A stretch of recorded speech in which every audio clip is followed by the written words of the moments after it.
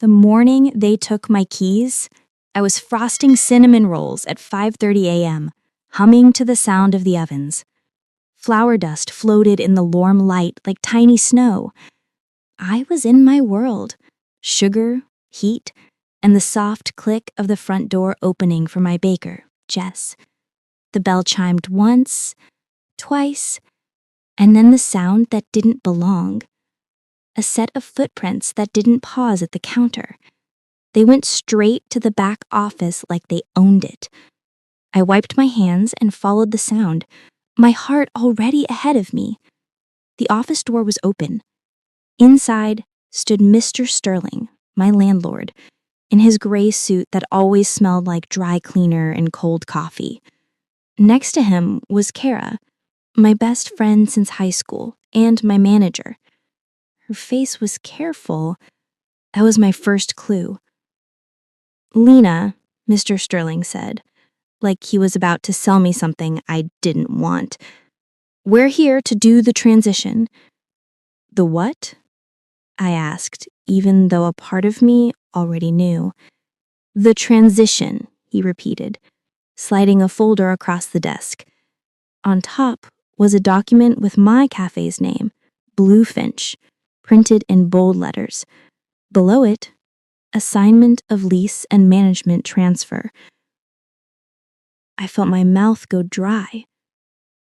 "I never agreed to this," I said, voice steady in the way voices get when they're holding back panic. "The forms you signed last week," Kara said, eyes not meeting mine. "The insurance updates." My stomach dropped.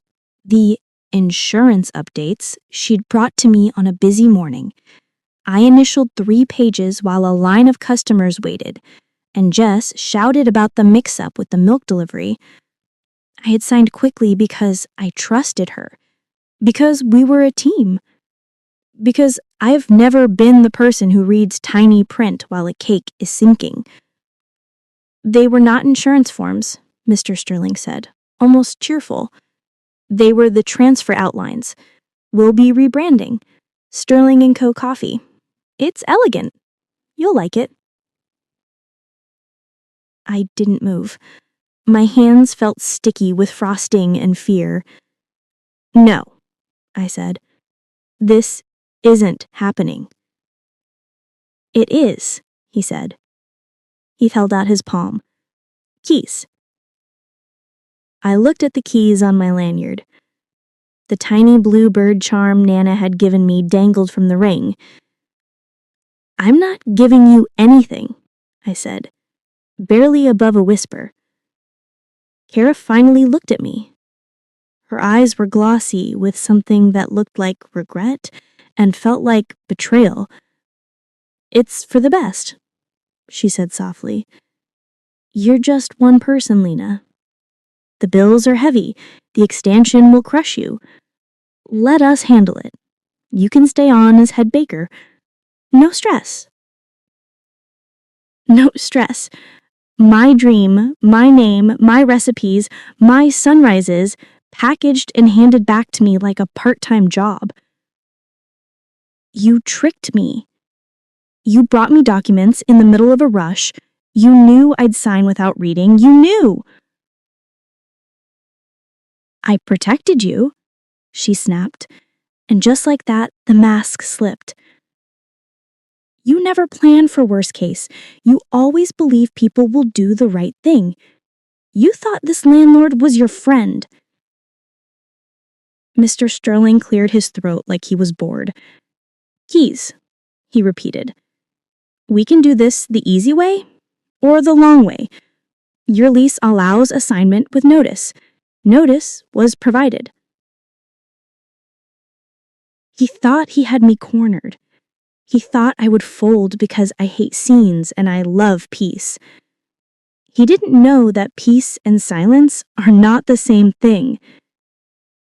I didn't hand him the keys. I slipped them into my apron pocket and stepped back. "Get out of my office," I said, quiet and even. He smiled like he pitied me. "Enjoy your last morning, Miss Lane. By noon, legal will confirm. Then we'll change the locks." He left. Kara left with him. The office door swung once, twice, and settled. I stood very still and listened to the building breathe. Jess poked her head in, cheeks pink from the ovens. "Everything okay?" she asked. "Not yet, but it will be." I didn't cry. I didn't throw anything. I did what I do best. I went back to the kitchen and finished frosting the cinnamon rolls. Then, with my hands still warm from the trays, I took out my phone and called the person who always answers when things tilt. "Mom," I said when she picked up, "I think I signed the wrong paper." "What did they take?" she asked. No fluff, no panic, just clarity. "My keys," I said. "Or they think they did." "Okay, then we make a list." I told her everything in short sentences while Jess loaded the display case. Mr. Sterling, the folder, the fake insurance forms, Kara's eyes. My mother listened, then said 8 words that stiffened my spine like a splint. "Don't argue today. Collect, then fight clean." Collect, then fight clean. I wrote it on a sticky note and stuck it to the register. I made coffee. I smiled at customers. I asked Jess to watch the front, and then I went into the office, took a breath that hurt, and opened my laptop. Before we talk about revenge and exposés and the night the sign didn't change, I need to tell you about Bluefinch. Not because I'm sentimental, though I am, because you need to know what they tried to swallow whole. Bluefinch wasn't just a cafe. It was a promise I made to a younger version of me who baked cupcakes in an oven that never got evenly hot. A promise I made to my grandmother when she pressed her recipe cards into my hands and said, "If you ever open a place, make sure people feel seen, not just fed." It was a little room with chipped blue paint and a bell that chimed like a laugh. It was the smell of cinnamon at dawn and the way regulars would pull out chairs for strangers. I opened it 3 years ago in a building no one wanted, on a street people drove past without looking. The rent was low, the ceilings were high, and Mr. Sterling said he loved helping young entrepreneurs. He wore that phrase like a medal. I painted the walls myself with Jess and Kara, ate too much takeout, and cried into a stack of permits because the city website kept crashing. We opened with a line down the block in a playlist full of songs from 2009 because I never updated my favorites. Kara was there the whole time. We were 18 when we promised to live in the same city and cheer for each other's big days. She helped me pick the name. She designed the first menu with me on my living room floor, cutting out mock-ups and taping them to the wall. When I handed her the manager keys last year, I told her it was temporary until I could hire more staff. She told me to stop apologizing for needing help. I believed her. The first 12 months were hard and sweet. I learned how to read an invoice like a story. I learned where the floor creaked and how to tell when a customer needed space or needed a smile.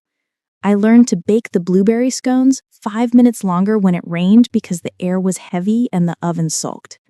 I learned that owning a business is not just making things, it's holding 1,000 small fires at once and calling it cozy. We had our people. Mr. Martinez from the hardware store who swore our espresso fixed his back. Nina and Noor, the college students who turned a corner table into their classroom for finals week. Mrs. Greer, who knitted a tiny blue bird and hung it on our tip jar. The morning crew, Jess at the ovens, me at the counter, Kara at the schedule board with a marker behind her ear. The money wasn't huge, but it was steady. The second year, Mr. Sterling raised the rent and called it market correction. I sighed and paid it. The third year, he brought up expansion. He wanted me to open a second location in a new development he was pushing. It's a chance to scale. Think bigger. I told him I wanted to get excellent before I got bigger. He smiled like I was cute. Then the small things started. A sudden leak that ruined a week's worth of cups, a health inspector who showed up after an anonymous tip about rodents that didn't exist, a delivery that never arrived after someone from your team canceled. Everything was fixable, but together it felt like a throat clearing before bad news. Whenever I voiced worry, Kara would tilt her head. "You worried too much," she'd say. "Let me handle things." She started taking more deliveries. She started meeting Mr. Sterling without me because I was so busy in back. She started bringing me more papers to sign, always on days when we were slammed. I let it happen because she was my friend. Because my brain was full and my hands were always sticky. Because sometimes the people who love you know exactly where your blind spots live. The week before the keys morning, she brought me that stack. "Insurance update," she said breezy as I piped cream onto a strawberry cake. "The building wants proof, and we ought to add the new espresso machine." I signed. I didn't read. I hate saying that out loud, but it's the truth, and the truth is the only thing that got me through the next 8 weeks with my spine intact. When Mr. Sterling stood in my office and asked for my keys, I wasn't just losing a space. I was losing my hours, my early mornings, my hands in dough, my soft place. They thought if they took the keys, they could lock me out of myself. They were wrong. In the office, I opened my laptop and went hunting. I pulled the insurance attachments from my sent folder and read them. My chest burned. The documents were not insurance. They were a management agreement granting oversight to a partner group with Mr. Sterling listed as advisor. There was a second doc, assignment of lease, pending landlord approval. The signature blocks had my initial scribbles next to lines it looked like Kara had added after the fact. I printed everything. I called my mother's friend, Miss Ortega, who was not just good at crossword puzzles, but also a business attorney who has no patience for bullies. She said, "Do not hand over keys, do not leave the building, make coffee, act normal. I'm on my way." I could have cried from relief. Instead, I poured 3 more cups and wrote a new sticky note. Ask Jess to pull the security camera from back office yesterday and today. I didn't know exactly what I would find, but I knew this. If someone thinks you won't fight because you prefer kindness, they will try to eat your dream in peace. The trick is to make noise with facts. By 10 a.m., our line wrapped to the door. Espresso hissed, the bell chimed, the oven clicked, and behind the counter, my mind was a spreadsheet of names and times. Let them think I was just pouring lattes. I was making a list that would become a blade. Miss Ortega arrived at 10:15, hair in a bun, glasses perched row, carrying 2 legal pads and a patience that could slice glass. She sat in the corner with a cappuccino and reviewed the printed documents I slid to her on a tray between orders. "These are sloppy," she said, eyes scanning fast. "They stuffed language into an old template. Some of the initials are yours. Some look traced. The assignment is incomplete. No date, no separate notice, no counter signature from landlord. We can work with this." I didn't agree, I said, feeling both foolish and furious. She rested her hand on the papers like she was studying them.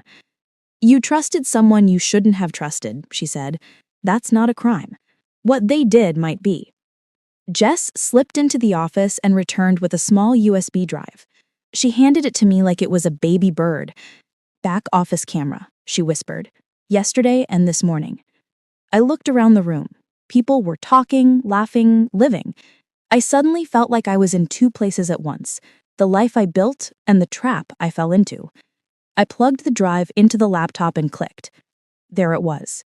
Yesterday afternoon, Kara in the office with Mr. Sterling, spreading papers across my desk, moving the pages like she knew where every signature should go. There was a moment where she held my initial page, then placed it next to a blank line and traced carefully. My stomach turned. Then, this morning, the key exchange attempt. My face steady, Mr. Sterling's smile like a salesman in a storm. I copied the files to 3 places. I sent them to myself, to Miss Ortega, and to a folder labeled Spine that I had just created on my desktop. I printed still frames with timestamps. Good, Miss Ortega said when I put the images on the table. Now we send a notice of dispute and a demand to cease transfer. We alert your bank, your vendors, and the city permit office. We plant flags, we create friction, and we make them show their hand.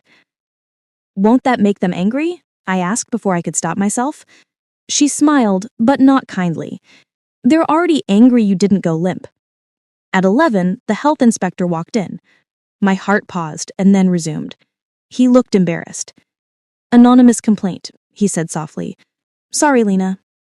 It's okay, I said, and I meant it. Come on back, we're clean. Jess had scrubbed the kitchen twice already.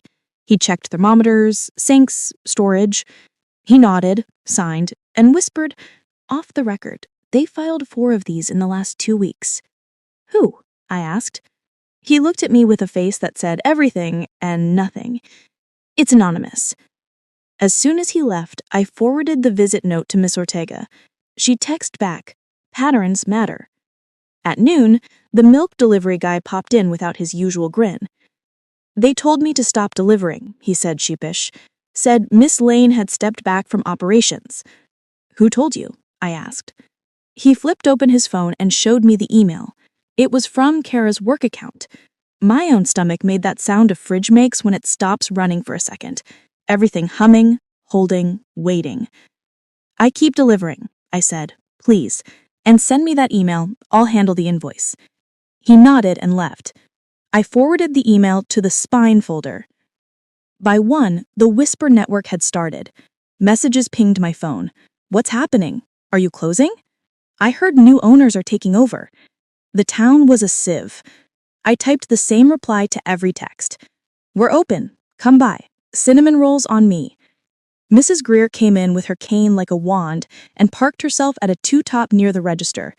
I'm here to block the door if anyone tries to change the locks, she announced loud enough for Mr. Sterling to hear from his office across the street.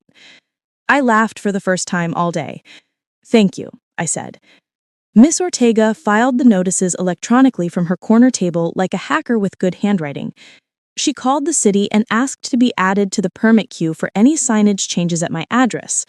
We'd like to be present, she said sweetly, and I almost felt bad for whoever picked up the phone on the other end.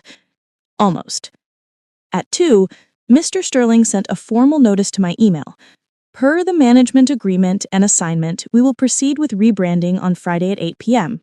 He CC'd Kara, he CC'd a generic legal at Sterling Properties, he signed it with a flourish like a smug autograph. I forwarded it to Spine. Then I wrote back, notice disputed, assignment not agreed, cease all steps. My counsel will be present at any city interactions. Do not enter my premises without my express consent. Miss Ortega read my message and nodded. Good, she murmured. Keep everything in writing. No calls, no hallway deals. By 3, I was exhausted, but it was a clean kind of tired. The kind where you've done everything you can do in one day, and the rest belongs to time and paperwork. I locked eyes with the bird charm on my keys and decided something. If they planned to rebrand on Friday night, then that's when we would invite the whole town to see what honesty looks like under a bright light. I printed a sign and taped it to the door. Customer Appreciation Night, Friday, 7 p.m. Stories, music, free cocoa. Jess leaned against the counter and wiped her flower hands on her apron. Are we throwing a party while they try to take the sign down? She asked, half horrified, half delighted. Yes, I said, we are. Because here's the thing about people like Mr. Sterling. They hate witnesses. They want you quiet, isolated, and grateful for opportunities. The best revenge is sunlight and seating. Friday came like a drumbeat. All day, the air felt charged. We baked extra. We brewed too much coffee. I hung strings of white lights across the windows and pulled Nana's glass punch bowl from the top shelf where we kept it for holidays. At 6:30 p.m., I stood in the empty dining room and breathed. My mother arrived with a tray of samosas because she can't have an event without feeding people twice. Jess tuned a small speaker to a playlist of songs that sound like hope. Miss Ortega reviewed a folder labeled receipts and set it on the front table like a centerpiece. And people came. Customers, neighbors, the mailman who always brings dog treats even though we don't allow dogs inside. They filled the room with chatter and the kind of love that feels like a blanket. At 7:10 p.m., right on time for drama, Mr. Sterling walked in with two men in polo shirts I recognized from his maintenance crew. Behind him, as if we had rehearsed it, Kara. She wore a blazer. She had a clipboard. She looked like someone who wanted to be respected by men who never respect anyone. "Good evening," Mr. Sterling said loudly, like a comedian working a crowd. "We'll be quick. Just changing signage. New management. Congratulations to Sterling and Co." The room went quiet in that way crowds get when they smell a show. Mrs. Greer's cane tapped the floor 3 times, warning shots. I stepped forward and smiled. "Hi, Mr. Sterling," I said in the voice I use when I'm telling a customer that we are out of something they want, but they will live. "We're actually in the middle of our event." "We won't be long," he said, dismissive, already pointing at the front window where the blue finch decal lived like a tiny miracle. "Boys, go ahead."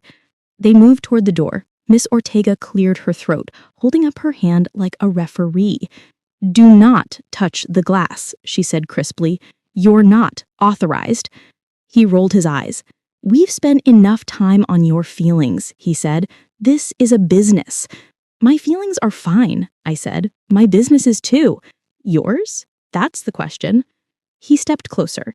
"Lena," he said, and this time he used my name like a threat. "You signed. You agreed. You're just a tenant. This is bigger than your little dream." I could feel every eye in the room. People who had watched me grow a place from nothing. People who held the door for me when my arms were full of flour sacks. People who tipped extra when I undercharged a student for a sandwich.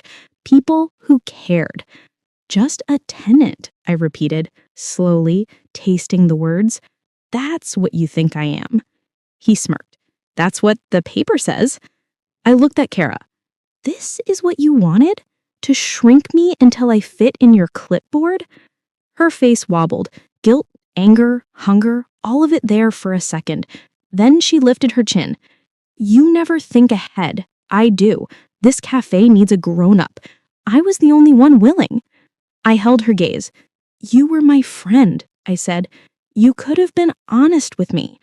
She blinked. The room hummed. The maintenance guys glanced at each other like they suddenly didn't want to be in a movie. "Okay," I said, and turned to the crowd. "Friends, do you mind hearing a short story before Coco?" They murmured their yeses like a choir. I lifted a small remote from my pocket and nodded to Jess. The TV on the wall, usually set to soft nature videos with captions, lit up. I had loaded 3 slides. The first was a photo of Blue Finch on opening day, me and Kara in front of the door, paint on our jeans. The second was a scan of the assignment Kara gave me, my initials next to added lines in a different pen, missing dates, missing signatures. The third was a still from our security camera. It showed Kara tracing my initials onto a new page while Mr. Sterling watched. You could feel the moment land. It wasn't loud. It was like a deep oh that moved through the room and settled in people's laces. Mr. Sterling sputtered. Those are out of context." Miss Ortega stepped forward and placed her folder onto the counter with a small, satisfying thud. "Notice of dispute filed, banking partners notified, city permit office alerted for any signage change, vendor emails archived, health complaint pattern documented, and if anyone touches that window, I'll be on the line with code enforcement before you can say market correction." Someone in the back, I think the mailman, cheered. It came out like a bark, and then people laughed, because laughter is also a weapon when the right person holds it. Kara opened her mouth, then closed it. Her eyes were shiny. She looked 20 and 40 at the same time. She said, "You're making me the villain," which is what villains always say when someone finally holds up a mirror. "You did that yourself," Mrs. Greer said, not unkindly. "It's harder to be a hero when people are watching." Mr. Sterling leaned across the counter and lowered his voice like we were having a private conversation in a room full of witnesses. "This display won't stop us," he said. "We have lawyers." "So do we," Miss Ortega said. "But more importantly, we have the truth. And the truth is boring sometimes. It's dates and signatures. It's checkboxes and permits. It's the difference between a tenant and a pushover. She is not the latter." He straightened, face red now. "We're leaving," he snapped, "but we'll be back." Jess, bless her heart, said, "We'll have cookies." He spun on his heel and marched out. The polo guys followed. For a second, I thought Kara would come to me. I thought she would say the thing that could have changed everything. She didn't. She handed me her staff key. It was warm from her palm. She said, "You made me feel small. I wanted to feel big." "I never asked you to be smaller than me. I asked you to be honest with me." She left. The bell chimed behind her like a period. We stood in the quiet. Then the room burst into the kind of noise that saves lives. People clapped. People hugged me. People handed me their "will help" in 20 different languages. Time, money, attention, names of cousins who work at City Hall. I poured cocoa. I wiped my eyes. I told a story about the first day we ever sold out of scones and how I cried in the back because I didn't know how to increase the batch without breaking the oven. We laughed. We breathed again. It wasn't over. It was just getting started. But now we had witnesses. That changes everything. Saturday morning, the city email landed.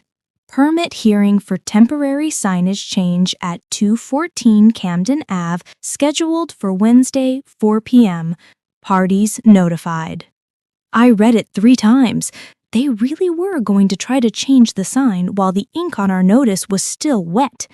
Good. I wanted them to try in front of someone who could say no with legal force. Miss Ortega and I built our list. We were not going to court that week. We were going to something scarier. A small government room where the walls are beige and the chairs squeak and no one is impressed by your suit. We gathered.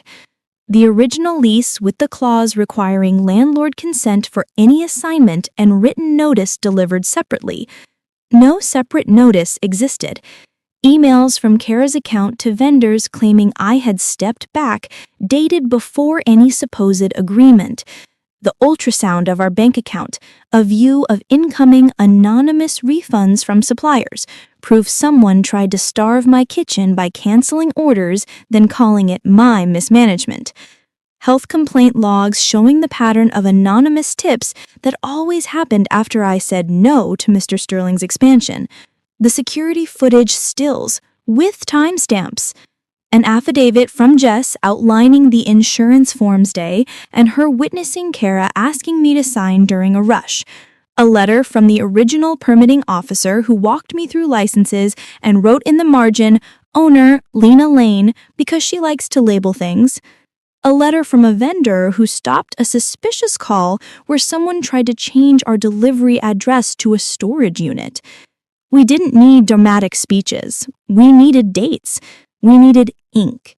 We needed the quiet things people overlook until they shine. I also made a different list, not for the city, for me. What would I do if we lost? What would I do if we won? If we lost, I would find a new space. I would take my recipes and my community and I would move the bird. If we won, I would keep the space and change the locks and learn to read every form like it could bite. I told myself both lists meant the same thing. I would not disappear. The whispers kept coming. Someone posted in the neighborhood Facebook group that change is good and new ownership might raise standards. Within minutes, there were 50 comments from customers posting pictures of our morning buns like battle flags. "These are the standard," someone wrote. I laughed until I had to sit. On Tuesday, Kara texted me. "Can we talk?" she wrote. "No apologies. No, I'm sorry." "Tomorrow," I wrote back. "At 3 p.m., City Hall. You can say everything you want into a microphone." She didn't reply. I felt a stab of old sadness and then let it pass. Grief and anger are cousins. They show up to the same holidays. You can feed them both tea and send them home with leftovers. Wednesday came gray and cool. I wore a simple black dress and a blue scarf that my mother clapped her hands and say, "Yes, color!" Miss Ortega wore navy and certainty. Jess came with a folder labeled oven facts in case anyone tried to argue about kitchen things, which made me love her even more. We walked into a small room that smelled like paper and patience. The city planner sat at the front with 3 board members who looked like they've seen every trick and refused to clap for magic. Mr. Sterling was already there with his lawyer, a man whose tie screamed paid by the hour. Kara wasn't there. I felt that absence like a bruise. The planner called our address. "Signage modifications, owner notification," she said, her voice like a metronome. Mr. Sterling's lawyer stood. "My client represents the property owner. New management seeks a simple signage update, routine." Miss Ortega stood. "We object.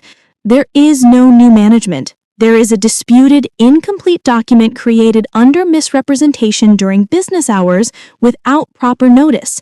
Any change would harm my client, the actual owner of the business." The planner nodded like she had a bowl of patience and planned to share it. She said, "Let's see documents." We handed over our folder. Mr. Sterling handed over his. They flipped. They frowned. They asked questions that would put most people to sleep if they weren't the kind of person who finds laws calming. Bless those people. They're the reason small dreams don't get trampled quietly. We played 20 seconds of the security footage. No sound, just Kara tracing my initials. The room was so quiet you could hear the fluorescent lights hum. Mr. Sterling's lawyer cleared his throat. "That could be anything. Maybe she's filling in a missing spot." "It is anything," Miss Ortega said sweetly. "It is anything you want to call deception." A board member looked up. "Do you have a signed, dated assignment with landlord consent sent separately as required?" Mr. Sterling's lawyer shuffled frowny. "We have intent." "Intent is not a document," the board member said. "Do you have notice to the owner?" Mr. Sterling gestured to the email he'd sent me. "We notified." "After you acted," Miss Ortega said. "After you contacted vendors, after you filed complaints, after you created a story you're now trying to print on a window." The planner set our lease next to their assignment. She ran her finger down a paragraph and then tapped the margin. "This is clear," she said. "Without proper assignment, there is no management change. Without management change, there is no signage change. Without signage change, there is no rebrand today." I exhaled for the first time all morning. It felt like stepping off a boat onto sure ground that didn't move. The planner turned to me. "Miss Lane," she said, "do you wish to speak?" I swallowed. I hadn't planned to say anything beyond thank you, but my mouth opened and the thing that came out was true and simple. I love my cafe. I love the people who walk in hungry and leave held. I messed up. I trusted the wrong person with the wrong paper on the wrong day. I am not asking you to fix that. I am asking you not to reward it. She nodded. "Request denied," she said to Mr. Sterling's side. "All changes paused pending resolution of dispute." Mr. Sterling bristled. "This is a small town. We need growth." "This is a small town, which is why we don't steamroll people because we're impatient." We walked out into the sunlight and I felt taller than my 5'5". Outside the building, Kara stood near the steps, arms folded, eyes red. I stopped. Jess moved closer, like she wanted to be a wall if needed. "I didn't show," I said. "She was inside, in the back. I couldn't sit with him." I waited. "Silence can be kind if you use it that way." "I'm sorry," she whispered, the 2 most expensive words in the world when they're true. "For what?" I asked. I wanted to hear her say it. I wanted to string her words next to mine and see if they matched. "For liking the way power feels, for using your trust as a ladder." It wasn't enough. It was a start. "I can't fix this for you. I said. You did a thing. You can undo pieces of it, you can own it, you can testify, or you can leave town. I'm not your priest. I'm not your punishment. I'm just done being your doormat. She nodded. What do you want from me right now? I said, your statement and the vendor logins you changed. She took out her phone, typed, and handed me a sheet of paper. She said, I wrote it last night. I just didn't know if I should bring it. Miss Ortega read it. It was a confession without excuses. It was the most adult thing Kara had done in months. She signed in front of us. Jess date-stamped it because Jess date-stamps everything, and I have never been so grateful. Okay, I said. Okay. We went back to the cafe.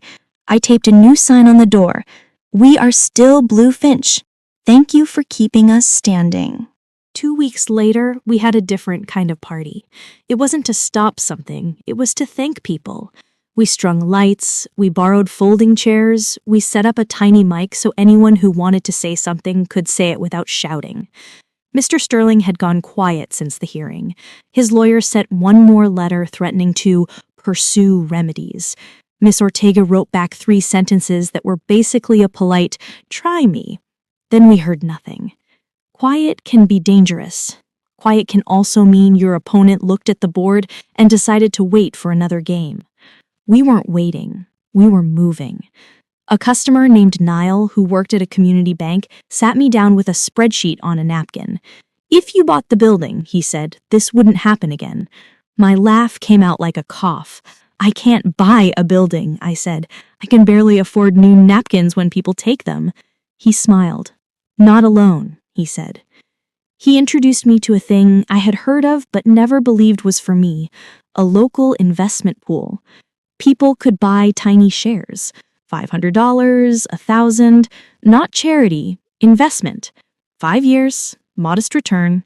In exchange, Blue Finch would secure a friendly mortgage if the property came up for sale.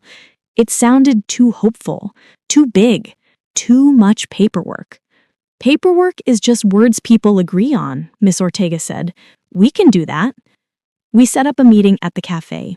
30 people came. They asked smart questions. They looked at me like I was worth betting on. I didn't know what to do with that feeling except say thank you and cry into a napkin. Then something I didn't expect happened. Mr. Sterling's partner, his silent one, a woman named Elaine I'd seen exactly twice, walked in. She asked for a coffee, she asked for a chair, and then she said the words that changed the board again. I want to sell, she said. He overreached. I'm tired. Make me an offer. I didn't play it cool. I gasped. I looked at Miss Ortega, I looked at Niall. They both nodded like dogs hearing a good word. We built an offer with the calm of people who write numbers for a living and the joy of people who write poems on the back of grocery receipts. We didn't lowball, we didn't beg, we wrote what we could afford with our tiny army. We promised to close fast, we promised to keep the bluebird in the window. She said yes. Mr. Sterling tried to block it. He sent emails, he threatened. Elaine sent him 3 lines. I'm done. It's my share to sell. Sit down. I don't know what happened on their end after that. I didn't need to. We signed, we wired. I held the deed in my hand like a weight and a feather. On the night we celebrated the purchase, the whole town seemed to show up. Niall brought a banner, "Welcome home, Blue Finch." Miss Ortega brought me a tiny gold key on a chain and clasped it around my neck like I was graduating from something. Jess baked a cake shaped like the building. It leaned slightly to the left. We decided that was realistic. I took the mic and looked at faces I loved. I thought about Kara. She had sent her statement, then left a box on my porch with the manager laptop, the vendor passwords, and a note that said, I'm starting over somewhere else. I won't use our recipes. I'll never do this again. It wasn't the movie ending where best friends hug and fix 10 years of cracks in one conversation. It was real. I wished her healing from far away. I cleared my throat. You kept us standing, I said. You wrote letters. You signed your names to small investments that became big protection. You told the truth out loud. You stood in front of windows so no one could peel our bird off the glass. I don't know how to repay that, so I'll do the thing I know. I'll get up tomorrow and bake. People clapped, people laughed, people yelled, "We love you, Lena!" which made me cry again because apparently that was my brand now. Then my mother stepped forward with a small box. Inside was a watch face with no band. "Where the hours sit," she said, eyes shining. "From Nana's sewing basket. She said you'd know what to do with it." I hung it behind the counter, our own private inside joke, a reminder that time is a thing you get to choose how to spend, even when others tried to write your schedule for you. We ended the night out front, under the sign that didn't change. People took pictures, people told me their own small business disaster stories, and we compared notes like old soldiers comparing scars. And as the lights reflected in the glass, I caught my own face in the window, tired, strong, not small, and I thought, this is what revenge looks like when you refuse to be mean. It looks like a deed. It looks like a community. It looks like a bird that stays where you put it. Betrayal doesn't always look like movies. Sometimes it looks like a friend with a clipboard and a landlord with a smile. Sometimes it looks like a form slid under your hand on a day you're busy, and the sound of your own pen betraying you because it trusts too easily. Revenge doesn't have to look like movies either. It doesn't have to be loud. It doesn't have to be cruel. It can be a stack of receipts in a room full of people. It can be a small town planner who loves rules as much as she loves fairness. It can be a gold key on a chain. Let me tell you what changed and what didn't. Bluefinch stayed. The sign stayed. The menu changed a little because Jess learned a new way to laminate pastry, and we are all better for it. The rent checks now go to a mortgage with our names on it. The floor still creaks near the register. The ovens still act up when it rains. On those days, we bake the scones 5 minutes longer. And I smile because some things remain true no matter how loud the world gets. Kara left. She sent one more message months later, a photo of a small bakery in a new town with 3 tables and sunlight. "I did it right this time," she wrote. I stared at the image for a long time. I wrote back, "Good." I didn't add more. Forgiveness is a hallway. We walked a few steps. That was enough for now. Mr. Sterling sold 2 more properties. He sits on a board downtown where he can talk about growth into a microphone that makes him sound important. We pass on the sidewalk. He looks at the ground. He doesn't own mine anymore. He can be loud somewhere else. I changed. I learned to read every line. I learned to slow down even when the oven timer says hurry. I learned that kindness without boundaries is not kindness. It's a leak. And leaks will drown your dream if you call them baths. I keep 3 things taped to the back of the register now. Don't argue first. Collect first. Fight clean. Peace is not the same as silence. I am not just a tenant. I am the one who built the door. If you're listening and your version of Mr. Sterling is knocking on your office door, hear me. You are not dramatic for protecting what you built. You are not cruel for saying no. You are not ungrateful for refusing to be processed into the shape someone else prefers. You can be kind and firm. You can be open-hearted and locked down where it matters. You can be a sunlight person who uses facts like a shield. Here's the moral I keep in my pocket like Nana's watch face. Your dream is not a favor someone gave you. It's a door you built with your hours. Hold your keys, know your clauses, ask for help. And when someone tries to rename your work or shrink it to fit their plan, stand up straight and let the whole room see who you are. We did not destroy anyone. We exposed them. We shut down a bad plan. We said no and enough, and not today. We left some people speechless, and then we went back to the oven. And when the morning light hits the bluebird on the window just right, it glows. People stop and smile. They open the door. The bell chimes. And in that sound, there is a whole story. The girl who almost lost her keys, the town that stood up, and the day the sign did not change. If that day ever comes for you, if someone tries to take your keys and call you just a tenant, I hope you remember this. You don't have to shout. You don't have to beg. You just have to keep your receipts, gather your people, and hold your ground. Justice in small rooms with beige walls is still justice. Now, go make something. And when you do, tape a tiny sign to the register that says, "Always read page 2." It might save you. It saved me.